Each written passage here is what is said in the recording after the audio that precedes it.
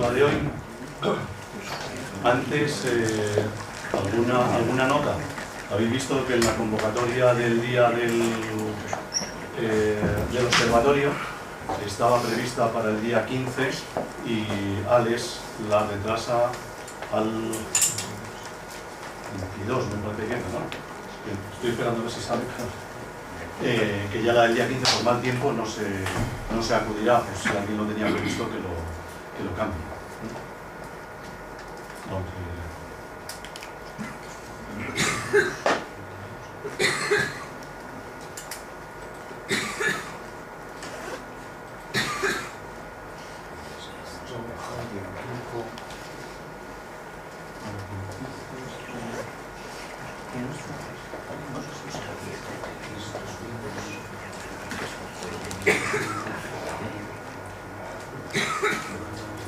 Bueno, hoy contamos con la presencia de Valentín Bujarrabal, que es miembro del Cuerpo de Astrónomos del Observatorio Astronómico Nacional desde el año 83. Es doctor en Ciencias Físicas por la Universidad de París 7, título convalidado por la Complutense de Madrid. Se licenció en Físicas en la Complutense de Madrid y también en Matemáticas en la Complutense de Madrid. Su principal campo de investigación es la evolución tardía de las estrellas gigantes rojas, formación de nebulosas planetarias, discos en rotación alrededor de estrellas evolucionadas y otros campos en los que ha trabajado, procesos de eyección de material por estrellas evolucionadas, excitación de emisión molecular en medios difusos, radioastronomía, discos rotantes alrededor de estrellas jóvenes.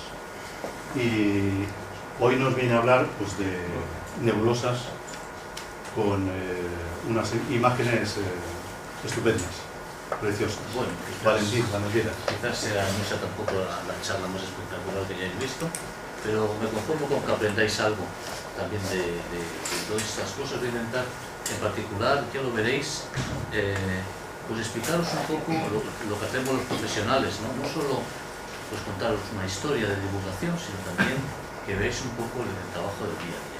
Entonces, pues sí, voy a hablar de cómo mueren las estrellas, la mayoría de las estrellas, no todas, pero la gran mayoría, ya las hay que tienen otras formas de ir desapareciendo, pero la mayoría de las estrellas, incluido nuestro Sol, mueren, tal como os voy a decir, lanzando al espacio una nebulosa, es decir, eyectando una buena parte de su masa para formar un tipo de nebulosas que se llaman nebulosas planetarias, que vosotros conocéis, supongo muchos de vosotros.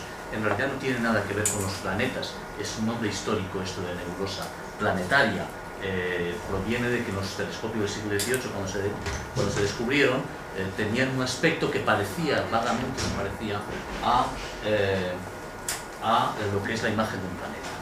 Bien,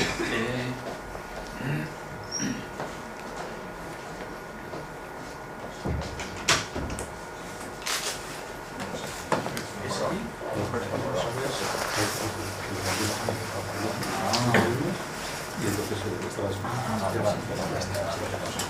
Bueno, vamos a empezar por el principio. Como también sabréis casi todos, las estrellas nacen a partir de las nubes interestelares, del medio interestelar. Entonces, como sabéis, las estrellas en el fondo son muy chiquitas comparadas con la distancia entre las estrellas. Típicamente, entre una estrella y otra hay una distancia que es millones de veces mayor que el tamaño de la propia estrella. Si una estrella, por ejemplo, fuera pues una bolita con una cabeza de alfiler de 1 milímetro, es como si la siguiente estrella estuviera a varios kilómetros. Entonces ya ves que se trata de distancias fabulosas, dentro de las cuales hay unas nubes de material que son muy difusas, pero como esto tan grande también contienen muchísima masa. Masa suficiente como para formar estrellas. Todas las estrellas del cielo se han formado de esta manera, ¿de acuerdo?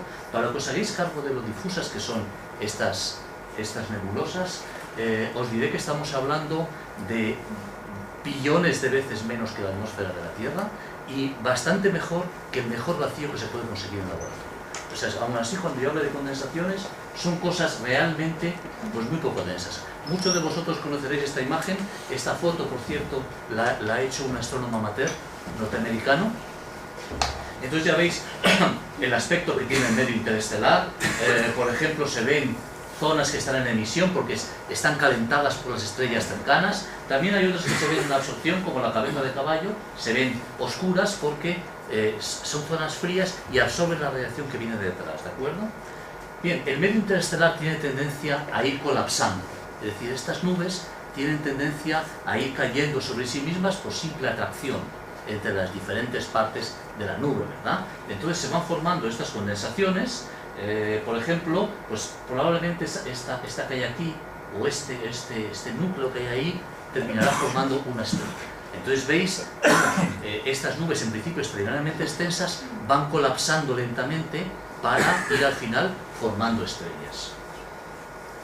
Este es otro ejemplo, y aquí veis, esto que hay aquí es una estrella que se está formando, que todavía no es realmente una estrella, está naciendo. Y fijaros que tiene una propiedad característica que me interesa que vayáis viendo, porque luego vamos, cuando hable de nuestras nebulosas y de las estrellas viejas, todo esto va a volver a salir. Fijaros que la estrella joven lanza dos chorros de gas muy colimados y muy rápidos que van chocando con el gas ambiente, con el resto del medio interestelar, y producen esta especie de frente de choque, que es lo que nosotros llamamos una onda de proa, porque es parecido a lo que produce un barco cuando va avanzando y va creando olas, ¿de acuerdo? Estas eyecciones son muy rápidas. En general, cuando yo hable de velocidades aquí, pues nosotros solemos medir la velocidad en kilómetros por segundo. Puesto en kilómetros por hora, estos chorros pues alcanzan fácilmente el 1.000.000 de kilómetros por hora. Son realmente muy rápidos, chocan con el gas circundante y van alterándolo de alguna manera. Fijaros, estos son más ejemplos de chorros, de estos chorros que nosotros decimos bipolares. Decimos bipolares porque fijaros que hay uno a un lado y otro en otra dirección, van en los polos, siempre dirección de los polos, ¿de acuerdo? Bien, pues aquí tenéis otros ejemplos de chorros de estos bipolares. Fijaos, esta estrella está eyectando este chorro, que no es, si os dais cuenta, no es absolutamente homogéneo, tiene como grumos, ¿de acuerdo? A veces también, no en estas imágenes, pero en algunas se ve que la dirección del chorro cambia. Por lo tanto, no os creáis que es una cosa permanente que está siempre igual, sino que, a lo mejor me voy a poner aquí porque me parece que hay gente que no lo ve bien, ¿de acuerdo? Entonces, no creáis que son cosas realmente constantes, sino que es grumoso, ¿verdad? Fijaros aquí, por ejemplo, la estrella ya se ha formado, eso es la estrellita. Y hay una estrella, y lo que se ve aquí son los restos del efecto que ha ido teniendo este chorro que lanzó la estrella sobre el gas circundante. Y aquí arriba vais a ver un poco el porqué de estos chorros. Ya os he dicho que todas estas nubes son gigantes y van condensándose hasta disminuir a un tamaño relativo realmente pequeñísimo. A poco que la nube esté girando sobre sí misma, esté rotando, al ir concentrándose cada vez rota más y más deprisa. Al final, realmente está rotando, está girando la nube, cuando la nube, ya veis, ahí es donde está la estrella joven. Cuando la nube está ahí ya cerca de la estrella, está girando a unas velocidades absolutamente vertiginosas. Entonces es una situación inestable. Y hay un proceso físico que se llama el lanzamiento magnetocentrífugo, que es muy difícil de explicar y que no lo voy a intentar, que hace que una parte del material que está aquí girando a lo loco salga en estas dos direcciones opuestas a una gran velocidad, y de esta manera se cede el exceso de energía de rotación de la estrella joven, y por otro lado hay que tener en cuenta una cosa: como está girando tan deprisa, realmente hay un momento en que el colapso de la nube se para. Por lo tanto, para llegar a formar las estrellas es también necesario que estos chorros salgan y se lleven este exceso de energía. El siguiente paso en la formación de las estrellas es un objeto de este estilo. Esta nebulosa le llaman la hamburguesa de Gómez, porque la descubrió un astrónomo aficionado chileno que se llama Arturo Gómez, con el cual tuve la ocasión de cartearme cuando la estuve yo estudiando profesionalmente, y muy amable pues me estuvo contando que se alegraba de que estuviéramos estudiándola tan a fondo. Bien, pues la hamburguesa de Gómez tiene ya una estrella en el centro, ahí, aunque no se puede ver, tiene ya una estrella que realmente es una estrella como Dios manda, tiene reacciones nucleares en su interior, es realmente una estrella. No la vemos porque todavía hay restos de esta nube que os he dicho que se estaba colapsando, y hay restos que nos impiden verlos. Todo este Esto ya os digo, es una condensación dentro de lo que cabe de gas y de polvo, entonces esto es muy opaco y nos impide ver la estrella. Lo que sí vemos es la luz estelar reflejada por los bordes del propio disco. Esto es lo que le da esta forma de hamburguesa más o menos. También, cuando yo os enseñe estas fotos y os diga, esto lo llaman de esta manera, de la otra, tenéis que haceros cargo de que los nombres se las pusieron a partir de observaciones hechas desde tierra con telescopios que no son tan bonitos, tan buenas, las fotos no son tan bonitas como estas. Entonces, muchas veces diré, esto no me parece a mí una hamburguesa. Bueno, pues el caso es que le llaman hamburguesa, y ya la cosa no tiene remedio. Bien, por cierto, que si tenéis alguna pregunta podéis interrumpirme. Lo más que puede ocurrir es que terminemos a las 10 de la noche. Pero, por mí, no hace falta que esperéis al final. Cualquier pregunta que se os ocurra, pues podéis hacerla y, bueno, si Enrique no tiene inconveniente que se ofrece aquí, pues podéis interrumpir. Bueno, pues en esta imagen os estoy mostrando también otro tipo de observación. Y aquí voy a empezar a entrar en cosas un poquito más técnicas, ¿de acuerdo? Son estos contornos que he dibujado en azul y en rojo. Rojo abajo, azul arriba. Resulta que, bueno, esto es un mapa, una cartografía que se ha hecho de la emisión de una línea espectral. Como muchos de vosotros sabéis, para nosotros espectral y el espectro no es ningún fantasma, es la distribución de la energía que radia un objeto, sea una estrella, una nebulosa, etc., en función de la longitud de onda de la radiación. Sabéis que, en el fondo, todo lo que sabemos de las estrellas, de las nebulosas, viene de las ondas electromagnéticas que emiten estos objetos, que llegan a la Tierra, los detectamos con un telescopio y luego los analizamos. Así es como realmente nosotros conocemos, pues, desde las estrellas, las nebulosas, las galaxias, lo que sea. La luz son ondas electromagnéticas. La luz tiene una longitud de onda, os imagináis, las ondas tienen una longitud de onda. Es la longitud de onda lo que diferencia el tipo de ondas electromagnéticas. La luz tiene una longitud de onda relativamente corta, del orden de media micra. Esta observación que os he mostrado hoy, sin embargo, se ha hecho con una longitud de onda de aproximadamente 1 milímetro, mucho mayor.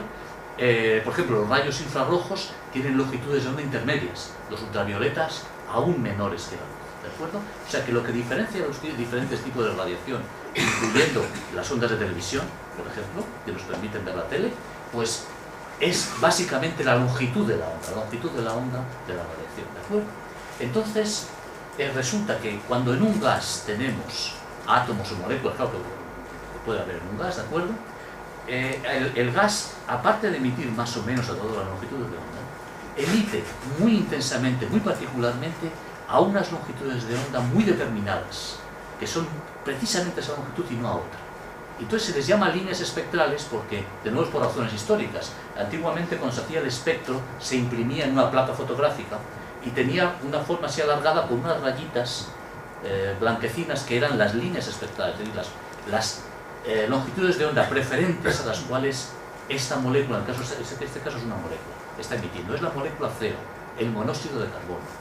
Voy a tomar el monóxido de carbono como ejemplo de emisor, ¿de acuerdo? En la charla, para que veáis ejemplos de cómo se genera la emisión y cómo la detectamos, ¿de acuerdo? Entonces, estas líneas espectrales tienen una propiedad muy interesante, y es que la longitud de onda, que digo es muy precisa, varía ligeramente según el objeto se acerque o se aleje de nosotros. Es lo que se llama el efecto Doppler, que por cierto se usa en medicina para medir los flujos de sangre, por ejemplo. O sea, es un efecto físico importante. ¿Qué quiere decir? Si el objeto se acerca a nosotros, es como si apelotonara las ondas. Entonces, la onda tiene una longitud un poquito menor. No mucho, pero un poquito menor. Y cuando se aleja es al revés. Es como si se dilatara la onda. Entonces, la longitud es un poquillo mayor. También la diferencia es chiquita, pero se puede medir. Entonces, si yo soy capaz de analizar el espectro, es decir, la radiación que nos llega de esta estrella, de esta nebulosa, con suficiente precisión, voy a ser capaz de demostrar que esta zona de aquí abajo resulta que está emitiendo una longitud de onda relativamente más larga que la zona de arriba. Es decir, que esta zona de arriba emite unas zonas relativamente largas y esta, cortas, y esta unas longitudes relativamente largas. Es decir, que esto está girando de esta manera. Entonces, el análisis de estas características espectrales que decimos nosotros nos permite determinar los movimientos de los objetos que nosotros estamos observando. En este caso, yo os digo, estamos demostrando que la nebulosa gira así. Está realmente girando en el sentido de que se acerca a la parte de arriba. Otra característica importante de las líneas espectrales es que son diferentes para cada molécula y para cada átomo. Y gracias a ello es que conocemos con bastante precisión la composición química de los astros. Esto es algo que a mí siempre me llama mucho la atención, pero nosotros realmente sabemos de qué están hechas las estrellas, de qué están hechas las nebulosas, las galaxias, etc. Y es gracias a que cada elemento, cada molécula tiene un conjunto diferente de longitudes de onda preferenciales, de líneas espectrales, a las cuales se manda. Bueno, pues entonces el siguiente paso ya después de estos discos que os he enseñado es que el material del disco se va condensando para formar planetas y se quedan girando alrededor de una estrella, pues como el Sol más o menos, ¿de acuerdo? El Sol es una estrella, digamos, adulta. Está en lo que los astrónomos llamamos la secuencia principal, que no sé si vosotros utilizáis esta terminología también, pero la secuencia principal es una época en la vida de la estrella en la cual sus características permanecen muy estables. La estrella está durante muchísimo tiempo en la secuencia principal. ¿Esto qué quiere decir? Bueno, esto proviene básicamente de que durante esta fase de la vida estelar la estrella está convirtiendo hidrógeno en helio en su centro. Es decir, el hidrógeno del centro de la estrella se está convirtiendo en helio. Y esto, que es una reacción de fusión, que es, como sabéis, este tipo de reacciones que se supone que se resolverán para siempre los problemas energéticos de la humanidad, pero que todavía no funcionan bien en la práctica, ¿verdad? Bueno, pues estas reacciones de fusión que tienen lugar en el centro de la estrella proporcionan suficiente energía como para mantener la estrella caliente y darle vida y que nosotros la podamos ver, ¿de acuerdo? Entonces, durante miles de millones de años, el Sol y estrellas similares permanecen en una situación bastante estable, casi sin cambiar. Están en esto que se llama la secuencia principal, ¿de acuerdo? Con los planetas girando a su alrededor, ¿de acuerdo? De nuevo, no hace falta que os recuerde que esos tamaños que he dibujado no son a escala en absoluto. La Tierra es como 100 veces más pequeña que el Sol y se encuentra 10.000 veces más lejos que su propio diámetro del Sol. O sea que, de nuevo, todo esto está bastante vacío. El sistema solar también está bastante vacío. Otro comentario que quería haceros, porque luego vamos a volver a ello, sobre la estructura de las estrellas. La zona donde se producen las reacciones nucleares, donde realmente sale toda la energía, se llama el núcleo de la estrella. Yo hablaré del núcleo de la estrella más adelante. Alrededor hay una zona que se llama el manto de la estrella, que es básicamente inerte, se limita a transportar energía desde el centro hacia el exterior. Y luego la superficie del manto es la fotosfera, que es lo que nosotros realmente vemos. Lo que nosotros vemos en el Sol, amarillento con las manchas, etcétera, eso es la fotosfera, ¿de acuerdo? Y por dentro está el manto y luego el núcleo. Bien, ¿qué es lo que pasa? Probablemente digo que esta situación de estrella adulta es bastante estable, pero no dura eternamente tampoco. Llega un momento que en el centro de la estrella se agota el hidrógeno. Entonces, esa parte central de la estrella tiende a colapsar porque no produce energía, entonces su propia rotación gravitatoria la mete para adentro y se empieza a quemar hidrógeno, es decir, a ver, reacciones nucleares en capas más exteriores. Esto produce que en lo que he llamado antes el manto de la estrella, la zona exterior, se empieza a dilatar enormemente y se dilata de una manera absolutamente desmesurada. El Sol se hace tan grande, y el pensar que el Sol, cuando llegue a esta situación, será 1000 veces más grande de lo que es ahora mismo, en volumen, en diámetro, ¿de acuerdo? Será tan grande que literalmente el Sol se tragará la Tierra con su órbita y posiblemente mate también, ¿de acuerdo? Entonces lo que tenemos es una gigante roja. A estas estrellas se les llama gigantes rojas. Y se llama, bueno, lo de gigante es evidente, por lo enormes que son. Pero lo de roja también es que, claro, al dilatarse tanto, se va enfriando. Entonces, si el Sol tiene sobre su superficie unos 6000 grados, esta estrella tiene solamente unos 2000 grados. Si vosotros cogéis y calentáis un hierro a unos 1000 o 2000 grados, veréis que se pone rojo. Entonces, el hierro se pone rojo. Si lo calentáis más, veréis que se pone blanquecino, más o menos como es el Sol. Y si lo calentáis en más, se pondría azulado. Es decir, el color de los objetos calientes cuando emiten luz, no hay que confundir los objetos que emiten luz con los objetos que reflejan luz. Porque nosotros lo que normalmente vemos es luz solar reflejada en todas las casas, en los árboles, en todos lados. Pero las cosas que emiten luz, el color de esa luz depende básicamente de su temperatura. Al hacerse más fría la estrella, se vuelve más rojita, ¿de acuerdo? Y por eso se llama gigante roja. Tienen una propiedad curiosa las gigantes rojas. Ya son estrellas viejas, Ya estamos hablando de estrellas que están empezando a estar un poco cascadas. Bueno, pues estas gigantes rojas tienen una propiedad importante, y es que como son tan grandes en el borde, el material no está muy ligado a la estrella. Es decir, la atracción gravitatoria del gas que está en el borde no es muy fuerte, con lo cual digamos que está ahí, pero poco agarrado a la estrella. Y eso, ¿qué es lo que tiene una consecuencia importante? Y es que la estrella va a empezar a perder masa. Fijaros, esto, a ver, vamos a ver. Vale. Bueno, mira, aquí os voy a enseñar unas cuantas gigantes rojas. Esto es un cúmulo globular que vosotros conocéis, habéis visto supongo muchos textos. No sé si se me trece esto. Puede que sí, en todo caso es una foto bonita. Fijaros, todas estas estrellas que se ven aquí son gigantes rojas. ¿De acuerdo? Veis que son rojizas. Y veis también que son muy brillantes. Las gigantes rojas son muy luminosas. Porque claro, como tienen una superficie tan grande, aunque sean más frías, emiten cantidad de luz. ¿De acuerdo? Entonces se identifican fácilmente dentro del cúmulo las gigantes rojas. Bueno, esto es un esquema de lo que estoy hablando. Aquí tenemos la gigante. La gigante roja tiene una propiedad interesante y es que pulsa fuertemente. Vosotros habéis oído hablar probablemente de las variables de largo periodo, de las variables de tipo Mira. Bueno, pues Mira es una estrella del firmamento que está en la constelación de la ballena, es una estrella de este tipo y es una variable de este tipo. Estas estrellas pulsan y la pulsación es importante. En realidad el radio cambia de aproximadamente un 20-25% y la temperatura también cambia debido a esta pulsación. Esto hace que realmente, por ejemplo, Mira es una estrella que muchos aficionados la observan para hacer la curva de luz, Mira y otras similares, es la estrella de largo periodo. Mira tiene un periodo de 11 meses. Durante estos 11 meses, digamos que durante unos 3 meses o algo así, se puede ver a simple vista, tiene una magnitud de 3 o 4. Sin embargo, el resto del periodo es difícil de ver incluso con un telescopio, tiene una magnitud de 9 o 10. ¿De acuerdo? Esto es debido a esta pulsación tan importante que tiene esta estrella. Por cierto, estoy dando por supuesto que todos vosotros sois amateurs, sois aficionados, hasta unos aficionados al menos, y que cuando os hablo de estrellas de largo periodo, os hablo de la nebulosa de Orión, etc., pues no os choca, ¿verdad? ¿O sí os choca? No, vale. Bueno, pues, entonces, ¿qué es lo que pasa? Fijaros, tenemos la estrella que está pulsando realmente fuerte, está pulsando duro, ¿eh? Entonces, y además os he dicho que el gas que está por aquí no está muy ligado a la estrella. Esto produce que se vaya empujando, o sea, la pulsación se propaga hacia afuera, pero al mismo tiempo va empujando el gas que va separándose. Es decir, al ir pulsando, pues claro, es como si se diera de sí, como un jersey que si lo movemos mucho se da de sí. La estrella se da de sí y entonces el material se va dejando lentamente. Cuidado, me estoy pasando. Se va alejando lentamente de la estrella al mismo tiempo que mantiene una cierta pulsación.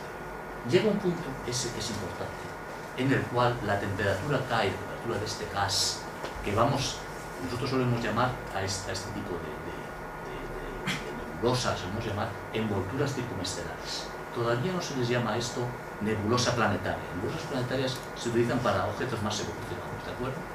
Bien, pues en estas envolturas circunestelares, cuando el gas se aleja hasta una zona de varios radios estelares, la temperatura alcanza unos 1000 grados.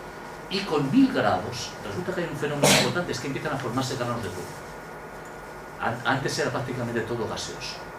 Se empiezan a formar granos de polvo y los granos de polvo absorben muy bien la radiación estelar. Como la estrella emite mucho, absorbe mucha radiación. Y cuando un granito de polvo chiquitinín, son granos bastante pequeños, no son como un grano de arena, son realmente granitos pequeños. Cuando un grano de polvo de estos pequeños absorbe radiación, no solo se calienta, sino que también se ve empujado por la radiación. Es como si chocara con él la radiación. ¿De acuerdo? Es lo que se llama presión de radiación. Es un fenómeno que en nuestro mundo es difícil de apreciar porque el rozamiento es muy importante en la superficie terrestre. Pero ahí no hay prácticamente rozamiento. Se nota mucho y entonces a partir de aquí los granos de polvo empiezan a acelerarse muchísimo y alcanzan velocidades también importantes. Como os he dicho, aquí las velocidades son siempre grandes. Aquí estamos hablando de unos 50.000 kilómetros por hora. Estos granos de polvo a su vez chocan con las partículas gaseosas que hay por allá y todo el gas circunestelar empieza a expandirse. Fijaros que al revés que en el medio interestelar, en este gas circunestelar la dinámica dominante, el movimiento dominante es de expansión. Casi siempre voy a hablar de que esto se está expandiendo. Es normal, porque es gas que finalmente ha sido eyectado por la estrella y tiene que estar escapándose. Claro está, ha sido eyectado y continúa escapándose. También tienes que pensar que en el espacio prácticamente no hay rozamiento, es decir, por aquí no hay nada que frene a este gas que sale de la estrella. Con lo cual, una vez que adquiere velocidad, continúa expandiéndose. ¿De acuerdo? Bueno, esta pérdida de masa por parte de la gigante roja, esta cantidad de materia que se está escapando, aumenta con el tiempo. Aumenta con el tiempo porque os digo que la gigante cada vez es más gigante, más grande. Entonces, como cada vez es más grande, cada vez es más luminosa y la atracción gravitatoria es menor. Con lo cual, la cantidad de materia que pierde la estrella, y que se mide bastante bien, puede alcanzar hasta 1 milésima de masa, de la masa de la estrella por año.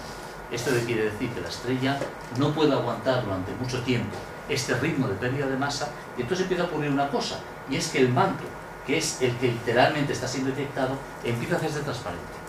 Es decir, ya no tapa totalmente al núcleo de la estrella, sino que empezamos a vislumbrar el núcleo de la estrella. Y el siguiente paso es que realmente el manto de la estrella ha sido eyectado completamente y se encuentra todo en esta zona, más en expansión más o menos rápida. ¿De acuerdo? Fijaros que el manto contiene la mayor parte de la masa de la estrella. Entonces, cuando digo que el manto ha sido eyectado, es que realmente la estrella se ha eyectado a sí misma, se ha expulsado a sí misma, y la mayor parte de la masa estelar ahora se encuentra en esta envoltura alrededor de ella. En el centro queda el núcleo de la estrella. El núcleo de la estrella es muy chiquitito, de nuevo más pequeño que el Sol, pero es muy caliente. Tiene a lo mejor 50 a 100.000 grados, ¿de acuerdo? Esto literalmente es una estrella nueva, y es una estrella que nosotros llamamos enana azul. Como es muy caliente, es azulada, y es enana, desde luego, es muy chiquitita. ¿De acuerdo? Bueno, pues hay un caso importante que querría recordaros. Imaginaros qué ocurriría si la estrella no es una estrella sencilla, es una estrella doble. Como muy bien sabéis, vosotros que os gusta poner el ojo en un ocular, la mayoría de las estrellas son dobles. La mayoría de las estrellas están en sistemas dobles o incluso múltiples. Estrellas solas como el Sol, pues hay muchas, pero tampoco muchas, ¿de acuerdo? Y cuando la estrella doble se encuentra, la compañera se encuentra relativamente cerca de la primaria, de la principal, pues es evidente que al crecer tanto la gigante roja, se va a tragar la compañera. Entonces lo que va a ocurrir es que la compañera se va a quedar ahí dando vueltas dentro de la propia estrella. Curiosamente, no pierde su personalidad. Esto es un fenómeno que está muy bien estudiado, se llama la evolución con envoltura común. ¿De acuerdo? Está bastante bien estudiado y se sabe que la estrella no pierde su identidad y sigue rotando dentro de la otra. Naturalmente, el proceso de la gigante roja continúa. La órbita de la estrella compañera cada vez es más pequeña, pero claro, está rozando ahí sí que el rozamiento es importante, con el manto de la gigante. Y al mismo tiempo se produce otro efecto, y es que debido a este propio rozamiento, la pérdida de masa se hace ligeramente mayor en el plano de la órbita. Es normal, porque claro, la estrella se frena porque la estrella compañera se frena porque está rozando, está chocando con el material de la estrella, pero al mismo tiempo ese material de la estrella se ve empujado hacia afuera, con lo cual la pérdida de masa empieza a ser dominantemente en el plano del ecuador, en el plano de la órbita. Y curiosamente, eso es una cosa que a mí siempre me ha llamado mucho la atención, cuando por fin la gigante roja se convierte en una enana azul, reaparece la compañera. Y uno la vuelve a ver dando vueltas más o menos donde estaba en su momento. Y hay cantidad de estrellas en las cuales uno ve la enana blanca o azul, porque luego estas enanas azules luego se convierten en su evolución natural en enanas blancas, es decir, van perdiendo temperatura y hielo. Bueno, pues uno ve la enana blanca o la enana azul con una compañera que está muy cerquita, que es evidente que en su día tuvo que haberse tragado la gigante roja. ¿De acuerdo? Bien. Hay otro fenómeno también importante, es que uno predice teóricamente que debe permanecer una parte de la masa del manto que hemos eyectado, debe permanecer girando alrededor de las dos. Es lo que se llama un disco circumbinario, porque es un disco de gas y de polvo que permanecería ahí. Sin embargo, yo os advierto que solamente se ha detectado este disco, se ha detectado bien, se ha visto esta rotación en un objeto, hasta hace unos meses. Y en mayo de este año detectamos un segundo objeto. Por lo tanto, se trata de un tipo de objetos, un tipo de fenómenos bastante difíciles de ver, y también os hablaré de ellos, ¿de acuerdo? Y que nos encontramos en una rama de la astronomía que está evolucionando rapidísimamente. Es que os digo, en mayo hicimos una observación y se vio la segunda.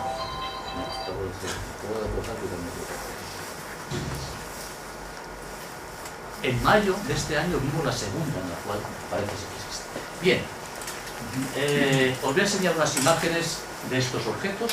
Esta es una gigante roja, que está allí en el centro, con la envoltura circunestelar alrededor, con este gas que hay aquí. Y lo veis, agrandado. Desde luego es básicamente esférico, pero fijaros que tiene estructura aquí como una especie de arcos que proviene de que la pérdida de masa tampoco es constante a lo largo. ¿De acuerdo? Y este es un objeto ya completamente diferente. Este es un objeto que se encuentra en la transición, en el centro de una estrella que está cambiando literalmente de gigante roja a enana azul. No la vemos porque fijaros que la envoltura también está cambiando. A larga escala, a gran escala, realmente la nebulosa es muy parecida a la que hemos visto antes. Pero a pequeña escala hay cambios importantes. Es decir, hay un cambio que se está propagando de dentro a fuera. Fijaros, primero aparece un disco muy opaco que no nos deja ver la estrella. Y segundo, aquí se han hecho un par de agujeros en las zonas polares por los cuales penetra la luz.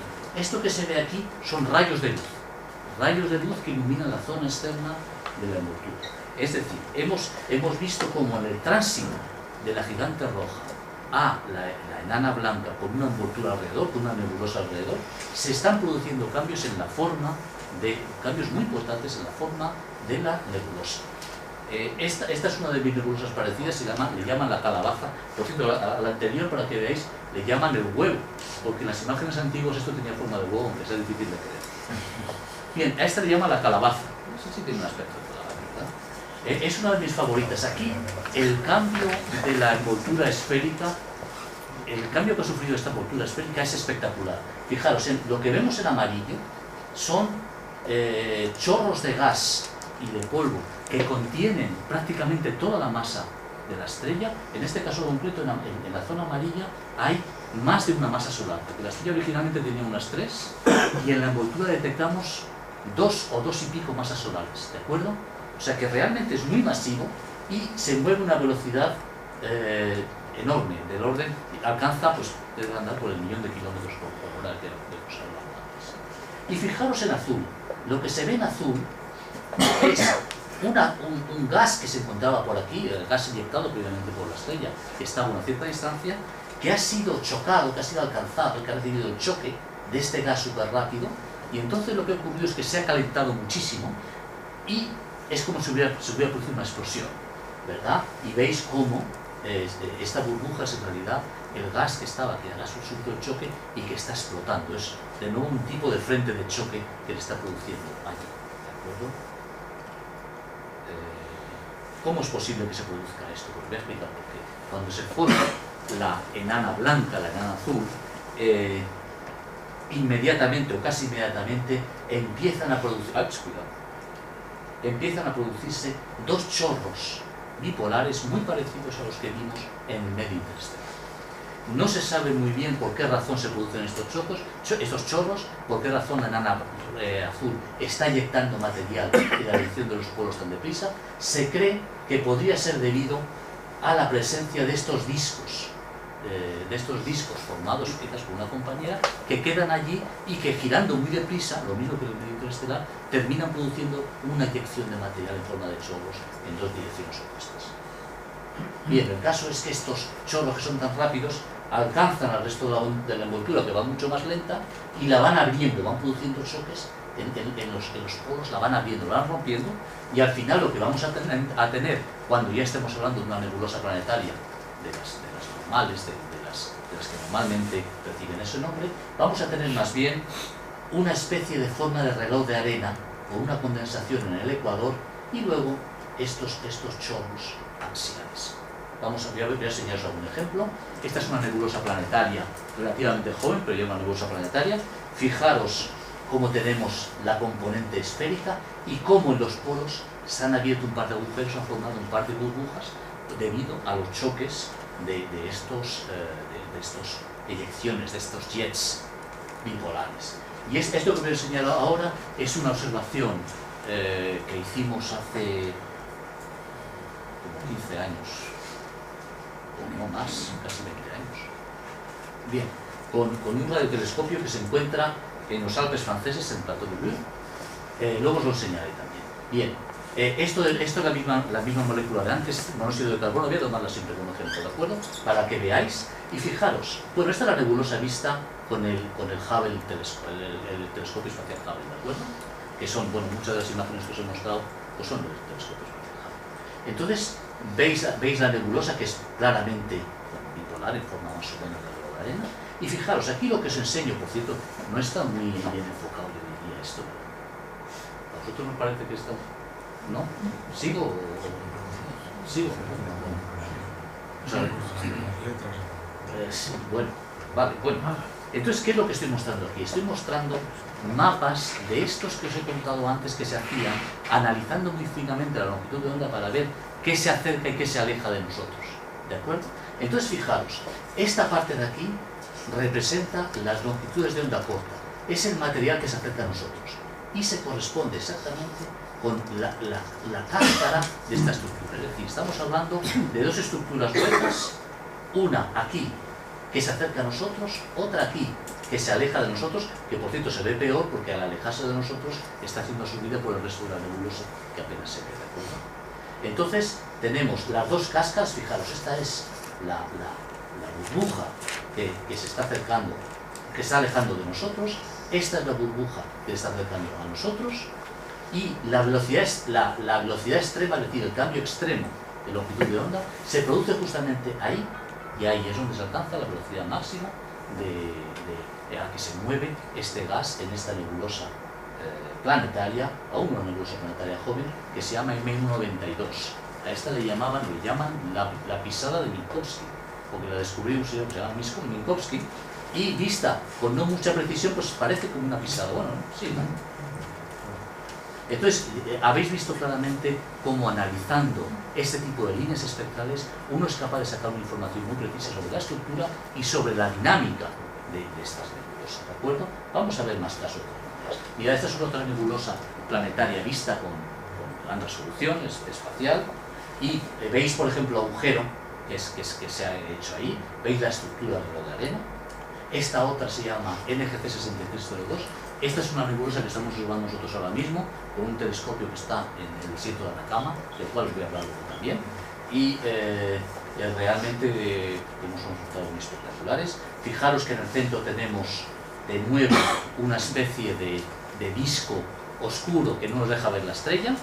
Y si por otro lado tenemos este típico reloj de arena, podréis ver lo compleja que es la estructura de la nebulosa. Eso es debido, primero, que ya la envoltura que eyectaba, que había lanzado la gigante roja, os acordáis que tenía arcos, que era complicada, tenía su estructura. Y encima, los choques que han chocado con ella, perdón, los choros que han chocado con ella, también tienen su estructura, tienen grumos, cambian a veces de velocidad, y el resultado de esta interacción tan compleja, pues es toda esa estructura tan complicada que une. La estrella central de esta nebulosa es muy caliente, tiene como 200.000 grados, es de las estrellas más calientes del cielo, y precisamente por eso es capaz de iluminar y de calentar todo este gas de la nebulosa, pero solo aquel que no está protegido por la condensación ecuatorial que impide que pase a luz estelar.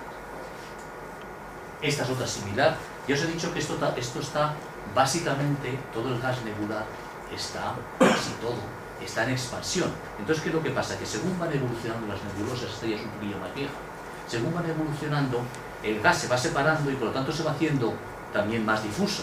Y al ser más difuso, cada vez es más transparente. Y ya en este caso, por ejemplo, nos permite ver la estrella central. La enana azul, bueno, se convierte en una enana blanca, porque al ir perdiendo temperatura se va convirtiendo, va pasando de azul a blanco. Entonces tenemos la enana blanca, tenemos la estructura ecuatorial y tenemos las dos burbujas, polares, nosotros decimos bipolares porque son dos polos, que son características de las nebulosas planetarias.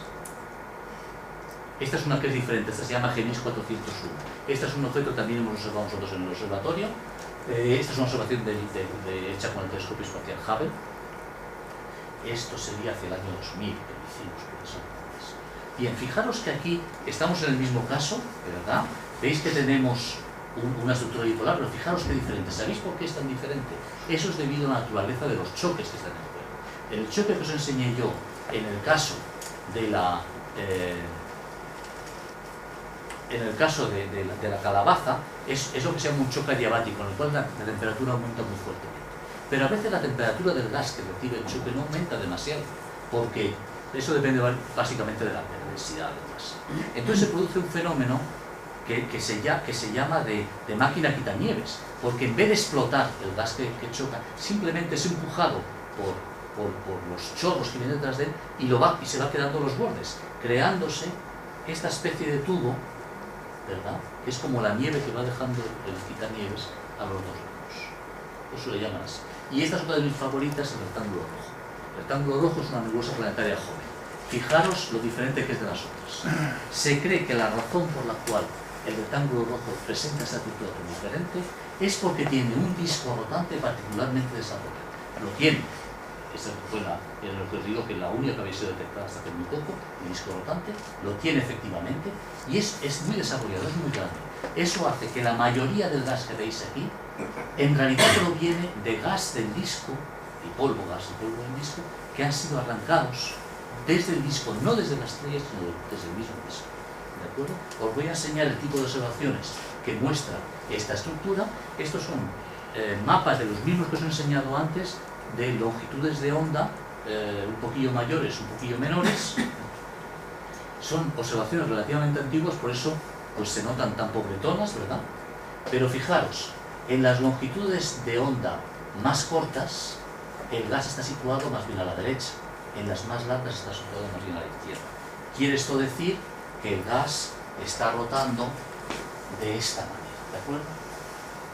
Y una cosa muy importante, fijaros que a las velocidades extremas, en las zonas extremas de cambio de longitud de onda, el gas vuelve a estar centrado. Eso es normal, porque se trata de movimientos keplerianos, parecidos a los planetas. Pero luego, Mercurio gira mucho más rápidamente que Urano, como sabéis, se mueve mucho más rápidamente. Por eso, el gas que se mueva más deprisa tiene que estar siempre cerca de la estrella, solamente cerca de la estrella que uno tiene velocidades importantes. Por eso vemos esta estructura característica de los movimientos keplerianos, que es con las velocidades extremas de nuevo volviendo al centro.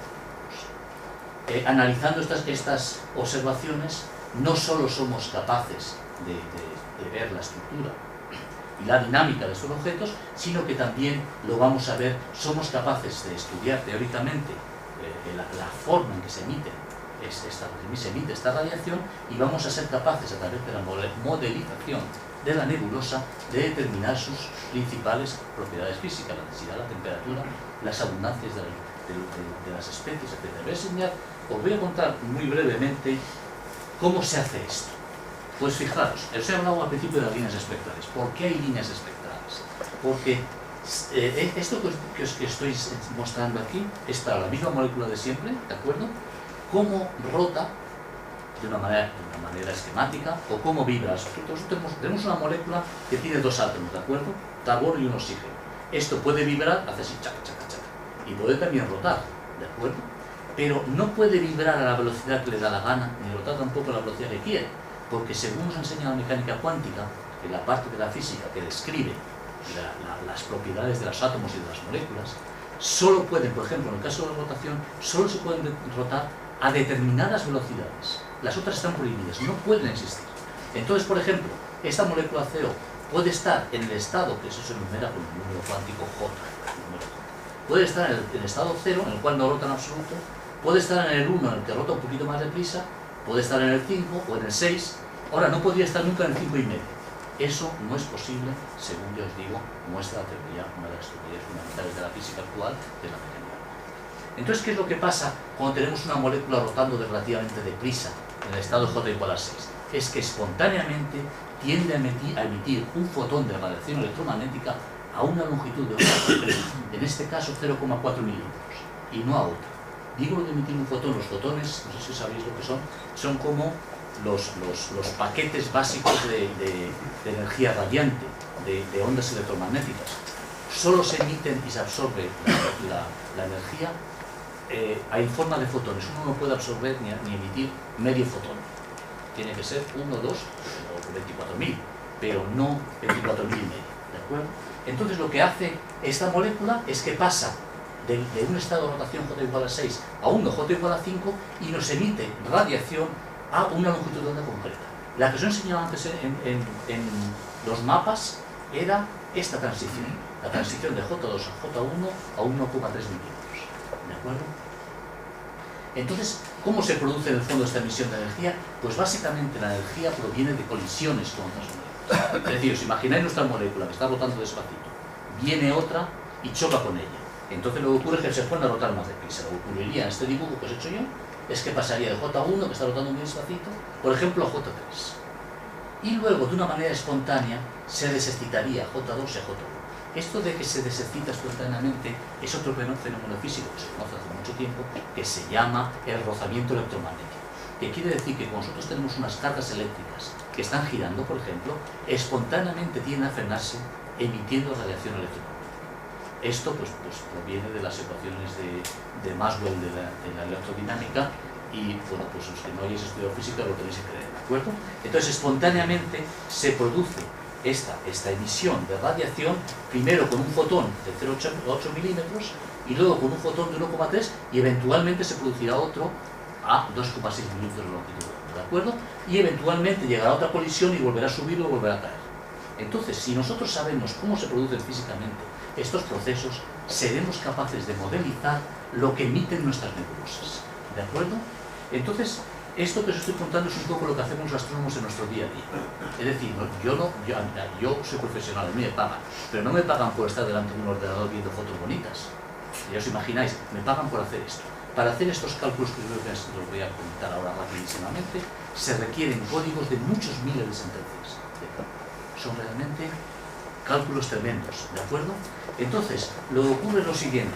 Imaginaros, yo voy a suponer que la estrella, que la nebulosa, es más o menos así una especie de reloj de arena, ¿de acuerdo? Entonces voy a imaginar que aquí hay una densidad, aquí la densidad quizás varía, la temperatura varía, etc. Yo puedo calcular cuántas colisiones se van a producir en una zona concreta. Y puedo también calcular los fotones que van a llegar de un lado y otro. De esta manera, hay que tener en cuenta también una cosa, los fotones se emiten de radiación, también se pueden absorber. Entonces hay que tener en cuenta también la absorción de fotones en cada punto. Y por lo tanto hay que tener en cuenta cómo la emisión de nuestras moléculas que están aquí va a afectar a esta parte, a esta parte, a esta otra. ¿De acuerdo? El resultado es un tipo de cálculos extraordinariamente complicados, ¿de acuerdo? Pero se pueden hacer. Se pueden hacer y se hacen. Entonces yo soy capaz de simular, al final, teniendo en cuenta toda la estructura de la nebulosa a la vez, cuánta energía, cuánta radiación va a llegar a mi telescopio de las diferentes partes de la nebulosa. Yo eso lo comparo con las observaciones y a través de prueba y error soy capaz de ajustar mi modelo para medir los principales parámetros físicos de toda mi nebulosa. Os voy a enseñar un ejemplo de trabajo publicado. Para que os veáis que está publicado, fijaros que está escrito en inglés. O sea que esto está sacado de una publicación, ¿verdad? O sea, no os asustéis si alguna cosa está escrita. Bien, pues podéis ver, por ejemplo, esto que estoy mostrando aquí es el perfil de una línea espectral. Esto lo que hacemos es sumar toda la radiación que viene de la nebulosa, ¿de acuerdo? La mayoría de las observaciones que os muestro aquí están obtenidas con el telescopio espacial Herschel, que es un telescopio que la semana que viene os va a describir con mucho más en detalle Pedro García Lario, que creo que viene para Pakistán, ¿de acuerdo? Bueno, pues en este telescopio, con este telescopio espacial Herschel hicimos estas observaciones. Esto que se ve aquí es ruido de observación. Es igual a cuando uno hace una foto con poca luz, que se ve el ruido en las partes oscuras, ¿de acuerdo? Pues eso es ruido, porque se trata de observaciones difíciles. Realmente, esto es al límite de lo que es capaz de hacer la instrumentación. Entonces, vemos este aumento que se ve de emisión, es la emisión de nuestro disco. Fijaros que tiene dos picos, porque tiene dos picos. Uno se corresponde con lo que emite la parte que se acerca, y otro corresponde con lo que emite la parte que se aleja. ¿De acuerdo? Yo aplico mi modelo, y mi modelo son los puntitos rojos. ¿Veis? Que soy capaz de reproducir las observaciones y por lo tanto he acertado con mi modelo. Claro que algunos estarán pensando que he acertado pero tampoco muy bien, porque efectivamente el ajuste no es perfecto. Es decir, en estas zonas que están marcadas en verde, y también aquí por ejemplo y aquí, hay un exceso de emisión que mi modelo de disco rotante es incapaz de reproducir. Entonces nosotros cuando publicamos ese artículo que fue en 2013, todo esto es muy moderno, como veis, es algo que está evolucionando muy deprisa. Pues cuando publicamos este artículo en 2013 dijimos, no es suficiente con el modelo de disco para explicar la emisión de esta nebulosa, de este objeto. Es necesario suponer que existe también gas en expansión que contribuye a la emisión de estas líneas espectrales en concreto, que lo estoy mostrando. Y efectivamente, esto fue confirmado después en las observaciones algo más recientes. Bien, os diré que, por ejemplo, los resultados que hemos venido sacando de estas... La verdad es que me estoy enrollando mal de la cuenta. Aguantáis bien, ¿eh?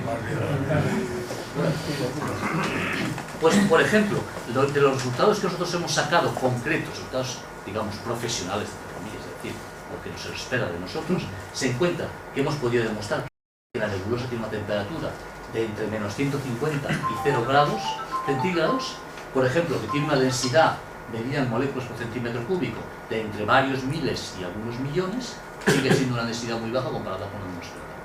Pero bueno, así fue una condensación, y también hemos podido determinar las abundancias y otras propiedades. Bien, estas son las observaciones que os he dicho que confirman la existencia de gas también en expansión. Fijaros, bueno, lo que se ve aquí arriba, esta es la imagen del HST, del rectángulo rojo, ¿de acuerdo? Fijaros, aquí vemos la rotación, por ejemplo, está la parte que se acerca a nosotros, está la parte que se acerca, ¿de acuerdo? Pero cuando nos vamos a velocidades extremas vemos esta componente, que es claramente una componente de gas en expansión. Es decir, se trata de que la X que se ve en la imagen del HST básicamente es gas que está siendo arrancado del disco y que está en expansión, por lo tanto, se está escapando. Mientras que el disco está estable rotando, este gas se está escapando. Por lo tanto, eso también tiene una importancia, porque quiere decir que el disco tiene una vida relativamente corta, porque está continuamente perdiendo gas. Y quiere decir que en nebulosas más viejas es normal no ver un disco rotando, porque esto tiende a evaporarse. ¿De acuerdo? Bien, estas observaciones de buena calidad realmente están obtenidas con el telescopio ALMA, del cual os he hablado antes, que se encuentra en el desierto de Atacama a 5.000 metros de altura. Luego os enseñaré unas imágenes también de ese telescopio. ¿De acuerdo? Esto que veis aquí, si os acordáis, esta es la forma de la observación. Entonces, este es el modelo, que es lo que predice nuestro modelo. El ajuste es bastante bueno, suficientemente bueno. Y este es el tipo de modelo de nebulosa que yo he tenido que hacer para ajustar. Esto es el disco que rota, eso está visto, nos dejamos de canto, ¿de acuerdo? Este es el disco que rota, y estas alas de mariposa que se ven aquí es el gas arrancado del disco, que vemos que por interacción con de estos soros bipolares que inyectan estas estrellas que son nebulosas. De esta manera pues hemos sido capaces también con estas observaciones de determinar las principales propiedades físicas y dinámicas de esta nebulosa. Quizás efectivamente la evolución de las nebulosas planetarias que hemos visto, que pasan de ser esféricas a ser fuertemente asimétricas, con una simetría axial muy marcada, sea debida a la presencia sistemática de estos discos. Aunque realmente solo se ha podido observar bien, se ha podido estudiar bien en este objeto. También fijaros que esto se trata de la J32. Es una transición de CO diferente de la que hemos visto antes. Porque uno siempre tiene que trabajar con diferentes transiciones para mejor analizar las propiedades. ¿De acuerdo? Bueno, esto es una planetaria ya bien evolucionada. Este objeto se llama MGC 6543. Le llamaban también el ojo de gato, porque de nuevo vista sin gafas, pues podría parecer un ojo de gato. Fijaros que a larga escala, a pesar de que es una nebulosa vieja, a larga escala sigue mostrando esta estructura en arcos característica de las envolturas de Chandra, las envolturas cicloestelares, ¿de acuerdo? Pero fijaros que ya en este objeto los choques están rompiendo de una manera complicada la zona interna de la nebulosa, está apareciendo de nuevo esta ruptura de la simetría esférica que es característica de las nebulosas planetarias. Incluso aquí vemos cómo hay dos chorros que están abriéndose camino ya en las capas más exteriores de la nebula esférica. ¿De acuerdo? Este es uno de los objetos más bonitos, sin duda, de las nebulosas planetarias. Por cierto, de nuevo esto que se ve aquí radial, estos son haces de luz que se cuelan por todos esos agujerillos que se ven ahí, porque fijaros que estamos hablando de una estructura muy compleja. Esta es otra en la cual vemos bien esta estructura de agujerillos, que es una otra nebulosa planetaria relativamente vieja. Y bueno, esta también la conoceréis vosotros, esta es la nebulosa del anillo, ¿verdad? Pero seguro que esta la habéis visto vosotros con vuestros ojos, mirando al recuadro. Es una nebulosa que tiene un brillo, una magnitud 9, el total. por lo tanto es visible con un telescopio, ¿de acuerdo? Esta nebulosa realmente es un anillo, la nebulosa de anillo es un anillo, es decir, esto no es una esfera, esto no es una esfera redonda que uno la ve así, sino que es realmente un anillo visto de cara, ¿de acuerdo? Eso se sabe que es un anillo porque la cantidad de luz que proviene de esta zona es demasiado pequeña para lo que debería emitir si fuera una esfera hueca, ¿de acuerdo? Si uno la ve, bueno, de todas maneras, seguro que vosotros con tanto color no lo habéis visto nunca, salvo que la imaginación esté haciendo una mala pasada, pero si uno la ve en una observación más profunda, este es el aspecto que tiene la nebulosa del anillo. Esto que se ve aquí son las zonas más externas, esto es lo que llamamos observación profunda, ¿de acuerdo? Esto hecho naturalmente con una cámara CCD. Esto de aquí son las zonas más externas del ámbito trófico estelar que solo se pueden ver si uno realmente hace una exposición en condiciones, ¿no? Aquí no hay chorro de eyección. Sí que los hay, lo que pasa es que no se los vemos, porque como esta está vista de cara, los chorros uno vendría para aquí y otro para allá. Entonces lo único que vemos es lo que es el ecuador, el anillo ecuatorial, lo ves, ¿no? Es decir, esto está así, hay un chorro para acá y otro para acá que es muy difícil de ver, solo vemos el anillo ecuatorial y como es una nebulosa bastante vieja, por cierto, de cierto modo, bueno, los chorros no se ven nunca, lo que se ven son muchas veces los efectos de los chorros, es decir, la ruptura de la simetría del chorro. Si lo miráis aquí, si os fijáis bien, aquí y aquí tiene lo que podríamos llamar indicios del nacimiento de un reloj de arena, es decir, una zona de reloj de arena. Lo que ocurre con estas nebulosas es que, según se van haciendo cada vez más viejas, esta es una nebulosa ya relativamente evolucionada, las zonas más lejanas son más difíciles de ver y solo vemos el anillo ecuatorial, que es la parte más densa de la nebulosa. Entonces, en este caso concreto, aparte de que como está vista de canto es más difícil de ver, si la cara, si la viéramos de canto, sí que veríamos la forma del anillo, ¿de acuerdo? Aquí, sin embargo, está enmascarado por la línea de visión, por la proyección que está haciendo. Pero posiblemente, vamos, casi seguro que este objeto tuvo en su día chorros de estos en el sentido de los poros. Bien, esta es otra que por cierto está observada por colegas míos de los Institutos de Física de Canarias. Esta es otra que se llama NGC 2438. Es parecida a la nebulosa del anillo. Fijaros que tiene también una zona brillante y luego otra zona difusa alrededor. Y os la muestro porque es bastante parecida a la nebulosa del anillo, también en tamaño, pero es un poquillo más débil. Y da la casualidad de que está cerca en el cielo, por casualidad, bueno, más o menos por casualidad, de la calabaza, que son esas campanas.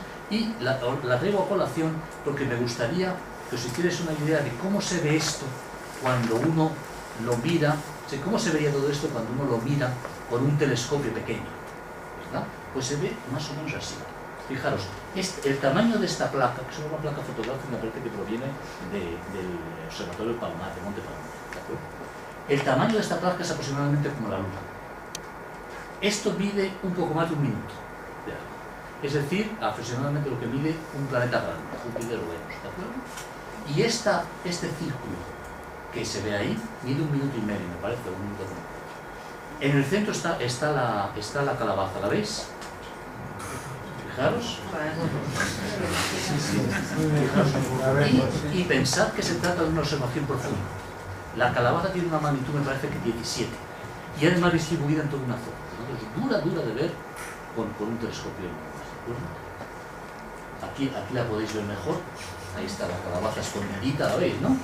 La verdad escondidita, y fijaros que esta, que está absolutamente saturada en la imagen en la placa, es, pues yo creo que es una o dos magnitudes más débil que la nebulosa de la noche, sin embargo, que se nos ha observado. Es decir, muchas veces estas nebulosas que os muestro no es que sean pequeñas, sobre todo son muy débiles, son muy tenues, son difíciles de ver por esa cosa. Y por supuesto la cuestión de los colores bueno, yo os digo, el HST, el telescopio espacial Hubble, se ha hecho famoso, más que su calidad de observaciones de la luz, lo tenían por el gabinete de prensa que tiene detrás, que se dedica a hacer unas fotos maravillosamente bonitas y que luego da gusto enseñarlas en estas conferencias, pero no deja de ser un poco falso, y eso de que hacéis su cargo, son falso color, realmente la nebulosa se siguen unos criterios, bueno, ya me puedo decir, se siguen unos criterios muy curiosos para hacer estas fotos.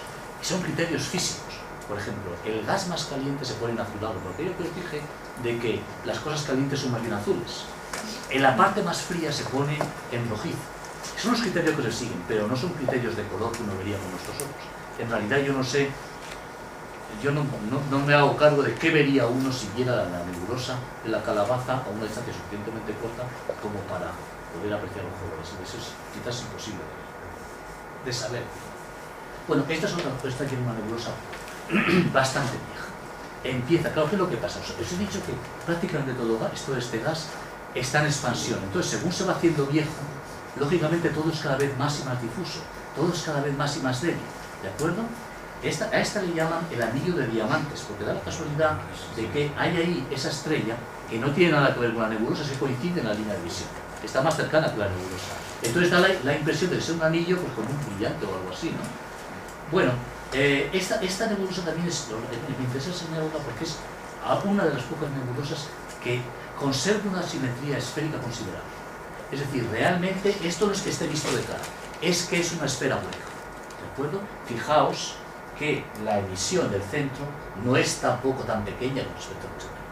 Entonces realmente es que es una esfera hueca, que es redonda, natural, no todas se han roto de esta manera. También a la hora de enseñar imágenes bonitas, uno tiende a mostrar las que están rotas, las que tienen forma, pero también las hay que son bastante esféricas, ¿de acuerdo?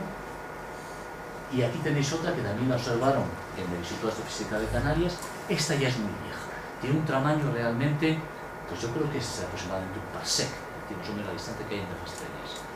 Y un parsec son 3 años.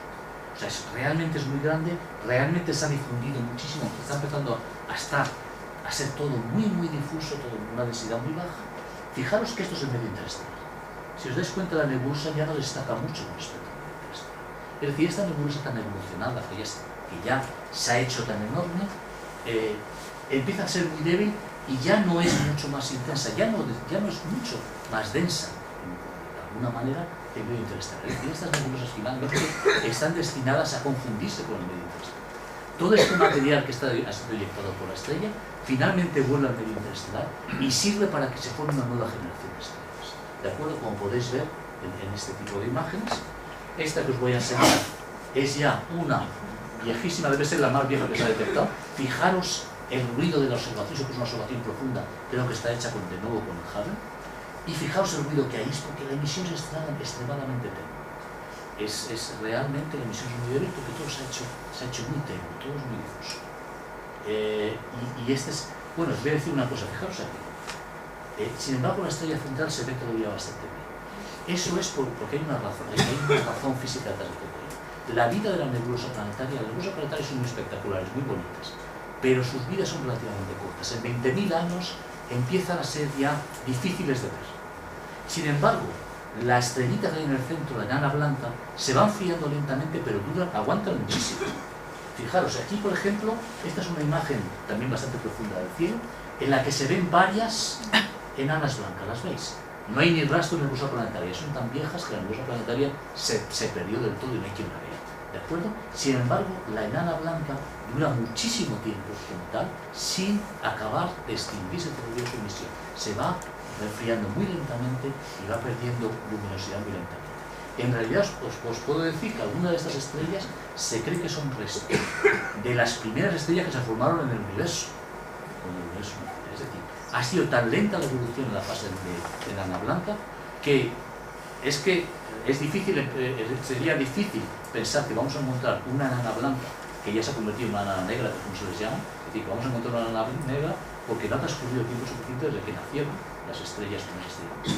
Por lo tanto, ya veis cómo el universo se va poblando de esta especie de resto, ¿no? Del hueso, yo diría que es como el hueso, ¿no? de un muerto que queda el hueso por ahí pululando, pues esta especie de restos óseos de las estrellas que van quedando allí, que son extremadamente tenues, y así es finalmente como terminan muriendo las estrellas, queda un resto extraordinariamente débil, poco luminoso, fijaros, comparado con las otras estrellas es muy poco luminoso, y la mayor parte de la masa de la estrella ha sido eyectada al medio interestelar, entonces donde va a servir para formar nuevas generaciones.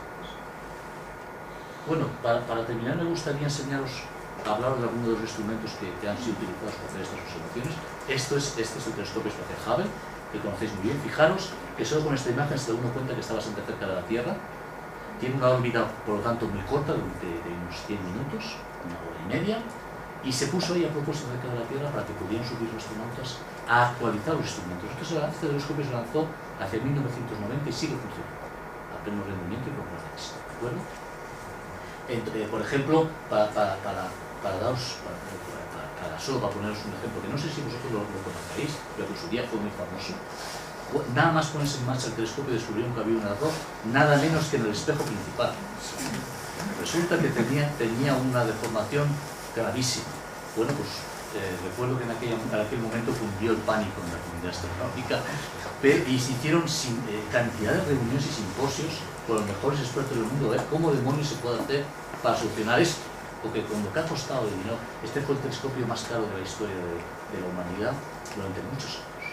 Entonces, con todo lo que costó lanzar esto, además costó mucho porque lo mantuvieron en tierra durante años y años. Pues, o sea, lo mantuvieron guardado, no querían lanzarlo porque era muy caro. Pero entonces que resulta que guardarlo también era muy caro. Con lo cual, cuando se suma todo, fue desmesurado. Pues bien, resulta que al final se arregló subiendo unos astronautas y colocando delante una lente que corregía justamente el tipo de deformación que había en el espejo principal. Bueno, bien. Este es el telescopio espacial Herschel. Es el telescopio más grande que se ha lanzado al espacio. Por supuesto, eso es un montaje en esta meteorología, pero está mucho más lejos que el telescopio espacial Hubble. Está en un punto tal que la órbita alrededor de la Tierra es de orden de un año, que es precisamente la órbita de la Tierra alrededor del Sol. Con lo cual, el telescopio, este es un punto que es de Lagrange, que se llama, el telescopio permanece siempre en línea con respecto a la Tierra y al Sol. Es decir, este es el Sol. La Tierra está dando vueltas y el telescopio más arriba está dando vueltas a la Luna. Está más allá de la órbita de la Luna, está realmente muy lejos. Bueno, de esto os va a contar Pedro García Lario todos los detalles, supongo. ¿Veis? Esto es cuando estaba haciendo Tierra, es un trasto, es el telescopio, ya digo, más grande que se ha lanzado al espacio. Ya os he contado con una de las observaciones que yo os he mostrado, en particular estas que serían los espectros tan feuchos y llenos de ruido, pero que son tan importantes, precisamente han sido hechas con este telescopio. Este es el radiotelescopio de Plateau de Bourg. Este radiotelescopio sirve para observar longitudes de onda de orden de milímetros, muy diferentes de la longitud de onda que observan los que hemos visto antes. Por eso tienen este aspecto que recuerda un poco a los radares. Supongo que todos sabéis lo que es un radiotelescopio, ¿verdad? Bueno, pues este es un interferómetro, es un conjunto de radiotelescopios que operan conjuntamente, es decir, que trabajan de manera simultánea observando los mismos objetos. No, en este caso concreto, estas tres antenas, que a veces se llaman antenas, están observando el mismo objeto, como podéis ver, están apuntando al mismo sitio.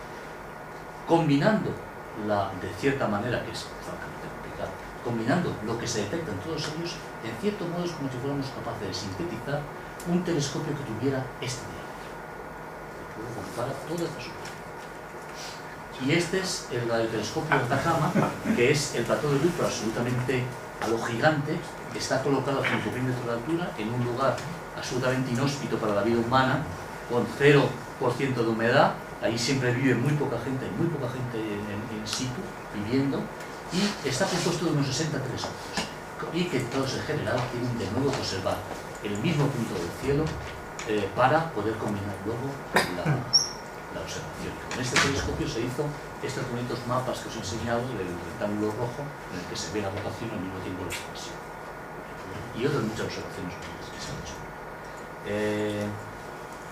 Os diré que la foto no es del todo irreal. Con estos instrumentos se puede observar también de día.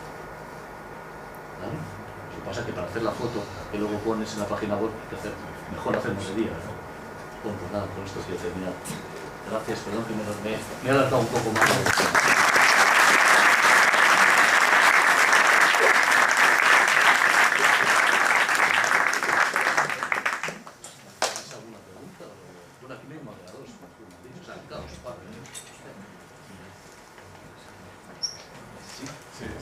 Dos preguntas. Bueno, primero una y luego si me permite otra.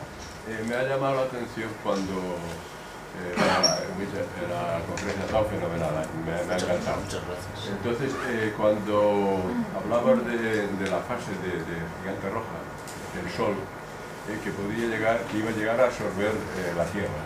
Y en muchos sitios yo he leído que no, que vamos, no que no, sino que llegaría a Venus. Y a lo mejor a la Tierra. Entonces, no sé si hay distintos modelos, distintas hipótesis. Realmente, bueno, realmente la Tierra se encuentra a 1,5 por ciento de la 13 centímetros y normalmente estas estrellas tienen un diámetro, un radio superior. Por lo tanto, las estrellas gigantes rojas normalmente llegan hasta la órbita de la Tierra. No quita para que quizás algunas efectivamente se queden un poquito antes, pero en todo caso, de cara a que nos fría, no nosotros sino nuestros huesos, porque tardará miles de millones de años, pero igual los va a volatilizar, nos da igual que se quede un poco antes, un poco después, lo va a dejar hecho fosfatina todo lo que hay en la Tierra, ya incluyendo nuestros humildes huesos, para eso, pero faltan miles de millones de años. Antes nos va a dar un patatús. No es que me preocupe a mí personalmente, me parece que entonces incluso hablan que a medida que va perdiendo masa, pues las estrellas, los planetas se van alejando. O sea, no. Esta pérdida de masa afecta muy poco a los planetas, porque es que los planetas son chiquitos, ¿verdad? Pero comparado con los granos de polvo son muy grandes. sí. Entonces resulta que cuando tienes una masa de este estilo, la presión de radiación sobre ellos es despreciable. Actúa muy poco, con lo cual los planetas realmente no se alejan. Se quedan ahí esperando que la estrella llegue. Y luego, lo que ya no se sabe bien es qué demonios pasará con el planeta dentro de la estrella. Luego está claro que muchos planetas se van a volatilizar, porque el aumento de temperatura pues, va a convertirlos en gas. Pero quizás no todos, quizás quede un resto del núcleo de la Tierra después, sí, la zona central de la Tierra, quizás permanezca durante un tiempo y a lo mejor vuelve a aparecer. De todas formas, lo de nuestro hueso no he hecho ninguna esperanza, porque como es la parte superficial donde estamos enterrados, pues eso se va a quedar volatilizado del todo. Vamos. Y lo mismo, pues todo lo que es no sé. No, vamos a ver. Yo he leído en varios sitios distintas clasificaciones de nebulosas planetarias. Sí. Nos dieran a entender de que tienen distintos orígenes. Como tú has explicado, el origen de una nebulosa siempre es el mismo. Más o menos, sí. Lo que pasa es que tampoco todos son todas iguales. Efectivamente, Sí, las hay que son más o menos esféricas, las hay que son fuertemente bipolares. Cuando la estrella es muy grande, alcanza una temperatura muy elevada, como la que os he enseñado, esta que tenía esta forma tan extrema, ¿no? Una forma bipolar extrema, un reloj de arena muy marcado. Esa es una estrella relativamente grande, entonces eso emite cantidad de radiación y entonces pues eso afecta, y también cantidad de chorros, eso afecta mucho más que a lo mejor una estrella chica que contiene menos energía. Por lo tanto, tipos de nebulosa las hay de muchas formas y tienen diferentes orígenes. También depende, por ejemplo, de que hay una compañera. Si hay una compañera, pues efectivamente vamos a tener un efecto de este que comentaba antes, de que estaba rozando el gas, etcétera, que va a ser mucho mayor que si no la hay. O si la compañera es grande, la compañera es pequeña, está muy cerca, está muy lejos. Entonces realmente no hay dos nebulosas iguales. Entonces se pueden clasificar, y por ahí una clasificación típica fue en nebulosas bipolares, elípticas y esféricas. Esféricas son muy poquitas, elípticas son las que no se le notan mucho, bipolares son las fuertemente bipolares. Es una forma de clasificarlas. Normalmente parece ser que está asociado precisamente con la presencia de compañeras. Cuando uno tiene una compañera, es decir, cuando la estrella principal tiene una compañera con una masa considerable, entonces eso produce una estructura más fuertemente bipolar. Pero claro, no hay dos iguales, ¿sí? O sea, es verdad que he intentado presentarlo de una manera unitaria, pero ya os imagináis que hay infinidad de variedades. De hecho, las imágenes que os he mostrado son bien diferentes unas de otras, ¿no? Una cosa, Sí. ¿puedes explicarnos por qué has escogido la raya de emisión del CO ¿Y por qué no? y por qué has escogido otras que son mucho más fuertes, Pues hombre, más fuerte depende de lo que se entienda por más fuerte. más intensas? Más intensas, más fácil de observar, Sí. puede ser, sí, pero también más difícil de interpretar a lo mejor. Por ejemplo, la línea H-alfa es muy importante en nebulosas, pero solo en nebulosas relativamente evolucionadas. Y tampoco sirve para ver los discos, esto que estoy hablando que rota. Y sobre todo la línea H-alfa traza solo una pequeña parte, esto que estoy diciendo es muy técnico, lo reconozco, pero la línea H-alfa traza solo una pequeña parte del material nebular.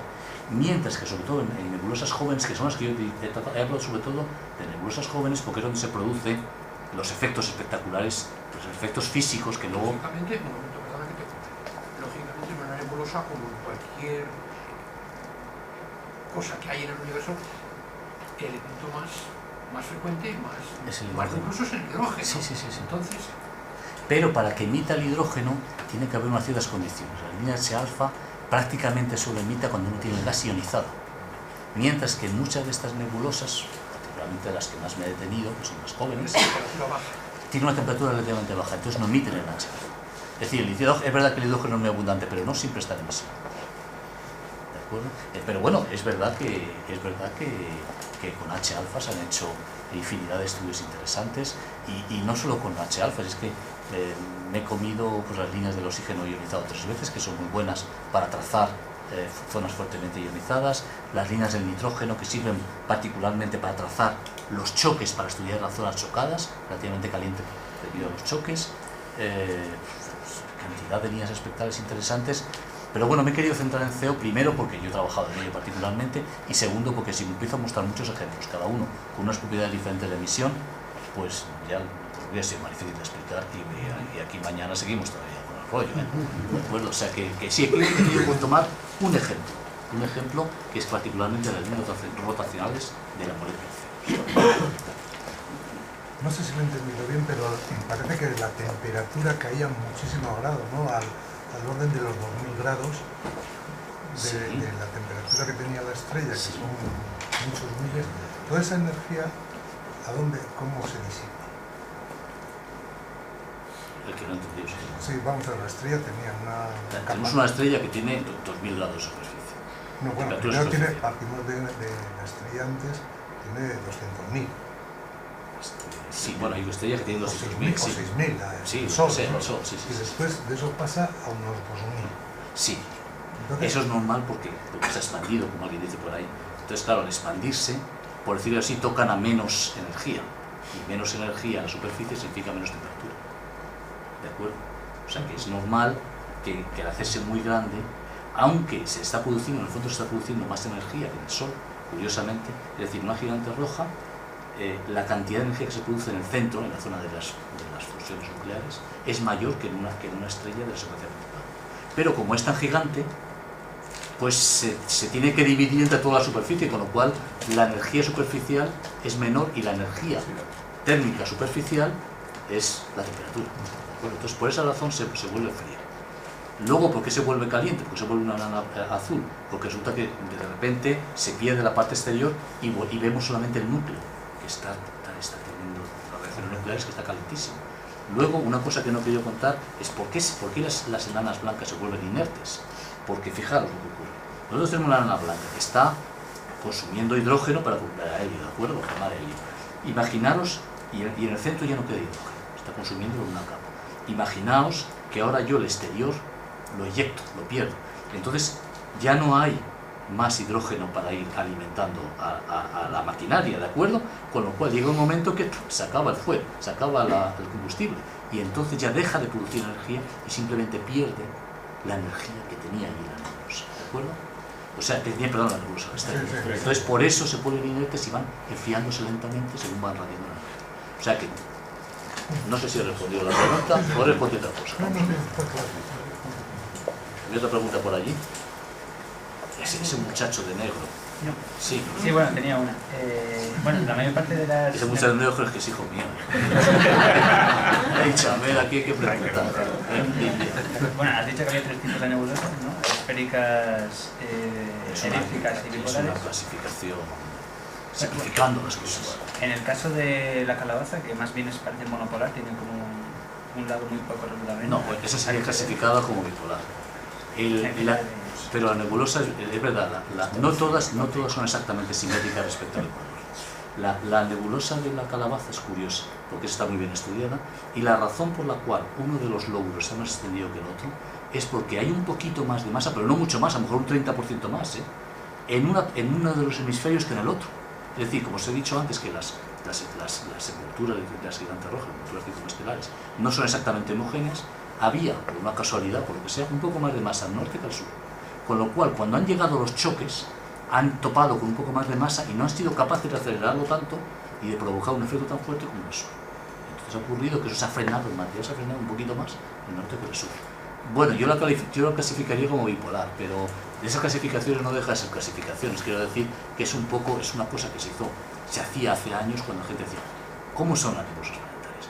Hoy en día ya tenemos una imagen mucho más detallada y a lo mejor ya no tiene sentido plantearse cómo deben clasificarse.